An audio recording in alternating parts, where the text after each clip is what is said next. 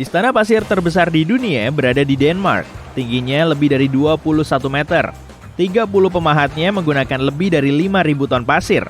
Agar tahan lama, mereka menambahkan 10% tanah liat dan lapisan lem. Struktur ini diberi penguat agar bisa tahan selama musim dingin yang panjang. Kamu beneran bisa tidur di dalam kentang raksasa loh. Kalau kamu pengen nyobain sensasi bermalam dengan cara yang unik, pesan aja tempat tidur kentang raksasa ini. Panjangnya mencapai 8,5 meter dan lebarnya 3,7 meter. Memang bukan kentang asli sih, tapi struktur estetik dari semen, baja, dan plaster ini mirip banget kayak kentang. ABG di masa lalu kelihatan berbeda dari ABG zaman now, bener kan? Sekilas mereka kelihatan lebih tua, tapi hal ini disebabkan oleh gaya mereka yang agak berbeda aja kok. Mereka semakin dewasa, tapi terus membeli pakaian serupa yang menurut mereka kelihatan modis. Jadi, kita akan mengasosiasikan gaya yang sama dengan orang-orang yang berusia 50 atau 60 tahun. Dan saat kita ngelihat foto mereka semasa ABG, kita jadi ngerasa kalau mereka kelihatan lebih tua. Padahal saat itu mereka masih remaja. Hal serupa juga terjadi dengan ABG zaman now. Mereka akan terus beli pakaian yang menurut mereka bagus saat mereka bertambah dewasa. Makanya, generasi mendatang akan mengasosiasikan gaya berpakaian mereka dengan orang tua. Jaguar, kaiman hitam, kungkang, armadillo raksasa, dan berbagai binatang lain bisa dijumpai di hutan hujan Amazon. Tapi, kalau itu apaan ya? Coba mundur dikit. Nah, pas di tengahnya, kamu bisa ngeliat paus bungkuk. Jarang banget loh, kita bisa ngeliat hewan ini bahkan di tengah lautan. Apalagi di tengah-tengah Amazon. Itulah yang terjadi pada tahun 2019 lalu, saat penduduk setempat nemu seekor paus bungkuk yang sudah mati. Hewan ini mungkin terbawa ke muara sungai Amazon, kemudian terdampar di daratan saat airnya surut. Gajah punya telinga yang sangat lebar, dan biasanya hewan ini akan menahan telinganya untuk memindai suara bolak-balik. Tapi kadang ada vokalisasi dan suara yang bisa didengar dengan kakinya. Saat mendeteksi suara yang jauh, gajah akan mematung sambil mencondongkan tubuhnya ke depan. Hewan ini akan mindahin beban ke kaki depannya atau malah mengangkat kaki depannya. Orang sering mengira pai apel berasal dari Amerika, padahal bukan. Apel sebetulnya buah asli Asia, dan resep pai apel pertama yang tercatat muncul di Inggris. Saat suatu objek terlihat memudar di bawah sinar matahari, warnanya ngilang kemana ya? Suatu bahan bisa menyerap warna dari area molekul yang disebut kromofor. Molekul ini menyerap foton pada panjang gelombang tertentu. Jadi singkatnya, foton adalah unit dasar cahaya, dan bagian foton yang nggak diserap akan dipancarkan kembali. Nah, panjang gelombangnya ini akan nentuin warna yang kita lihat.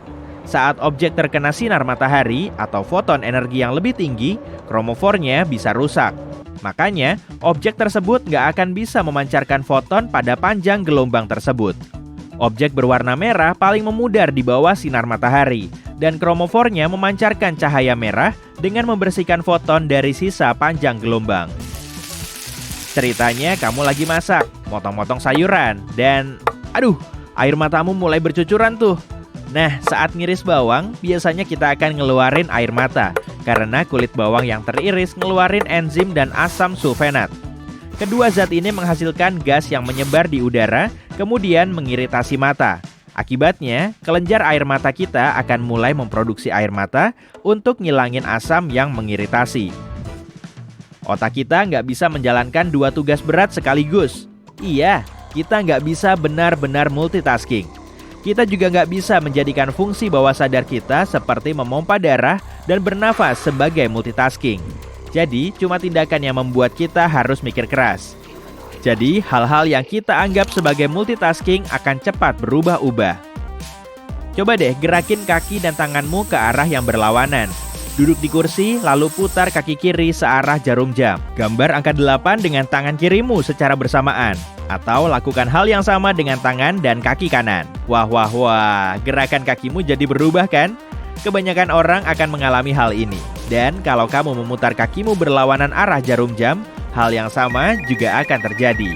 Saat kamu melintasi bundaran dalam kecepatan tinggi, kamu bisa ngerasain kekuatan aneh yang seolah-olah mau ngelempar tubuhmu keluar kan? Planet kita bisa diibaratkan seperti bundaran besar yang berputar di luar angkasa dengan kecepatan sekitar 1.609 km per jam. Tapi kita nggak bisa ngerasain putarannya karena ada gaya lain yang berupa gravitasi.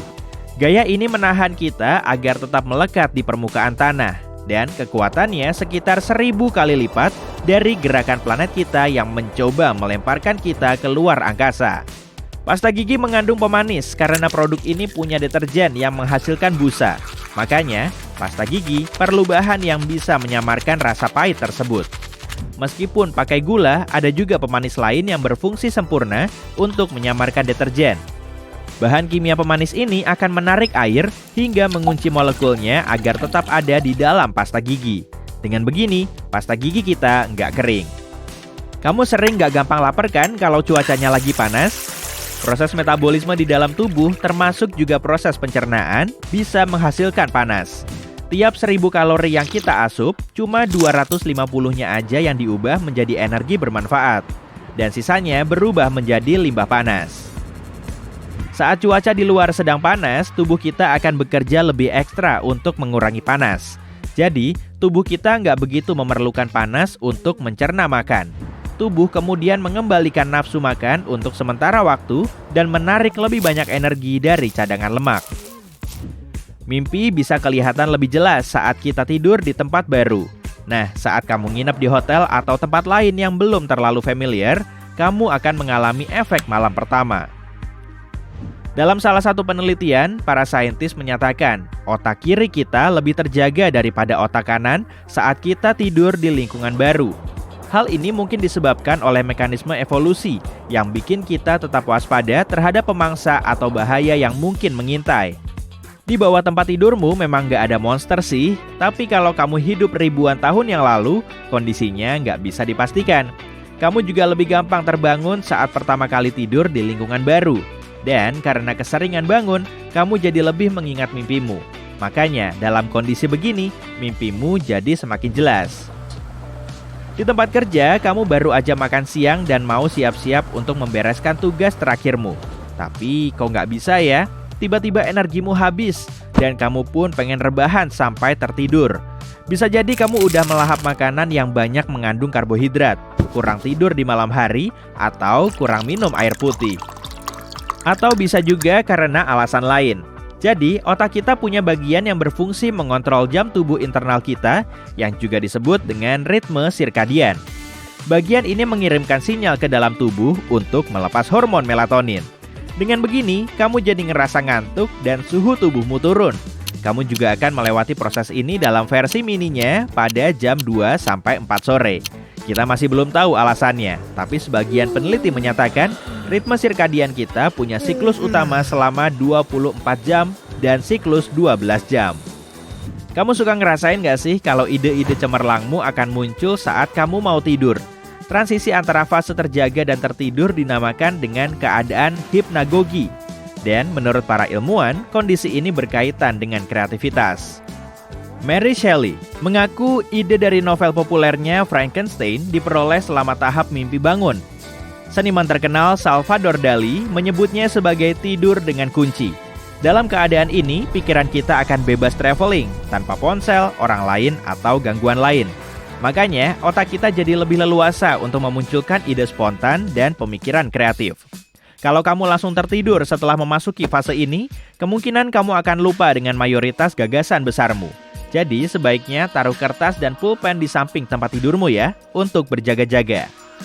Suhu 36,7 derajat Celcius udah terbilang panas loh, meskipun suhu tubuh kita juga segitu.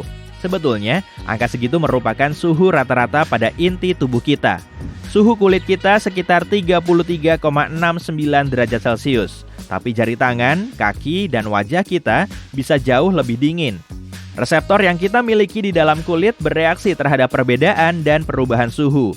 Saat kamu megang perutmu yang terbuka, tanganmu bisa ngerasain hangat. Tapi perutmu akan jauh ngerasain dingin, meskipun keduanya punya suhu kulit. Hal serupa juga terjadi saat kamu memasukkan jari ke mulut. Bagian dalam mulut akan terasa lebih hangat daripada lidahmu.